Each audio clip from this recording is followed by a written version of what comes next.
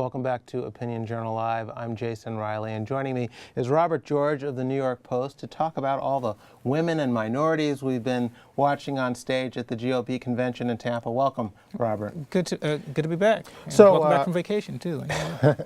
Everyone from governors like Nikki Haley of South Carolina, Susana Martinez is of New Mexico, right, to Condi Rice and Artur Davis, the former member of the Congressional Black Caucus. What's going on here, Robert? Well, Republicans in previous conventions have been kind of accused of playing this, put the minority faces out front, and have been accused of putting on like a minstrel show has been some of the characterization.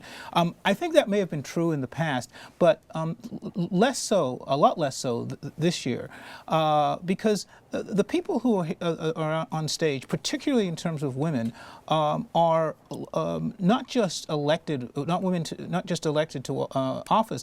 They are elected to statewide office, sure. And I think those are exactly the type of individuals, whether you're a Republican or a Democrat, that you're going to want to be putting out front there as, in a sense, as examples of the next generation. Now, Nikki Haley happens to be what could be considered a two-pronged threat. I mean, she's a woman. Right. She's a woman of Indian descent, along with Bobby Jindal, the only two governors that have quite that background in the country. So I think it's great, and I think going forward, it is going to make the Republican Party, to use a phrase, be a party that really does look like America. So, Ted Cruz, by the way, is another one that fits into that, assuming he wins. Brian Sandoval, another governor. Brian out there. Sandoval. There are a number of Republican minorities now winning elected office. But we know that the party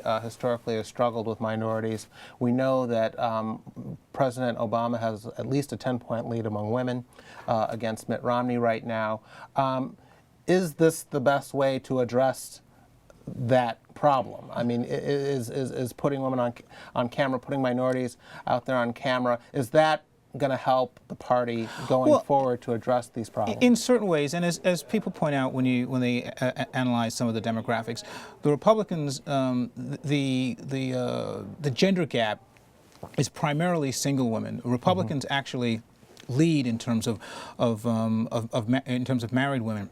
So I think showing accomplished women out there and showing how, as women, they execute Republican policies, I think is a great initial way to sort of to try and to make that leap. It's not going to be perfect, but I think it's genuine. And again, these are not just stick figures up there saying, "Hey, we're women." These are accomplished politicians, accomplished leaders, who are not really up there to talk about being a minority.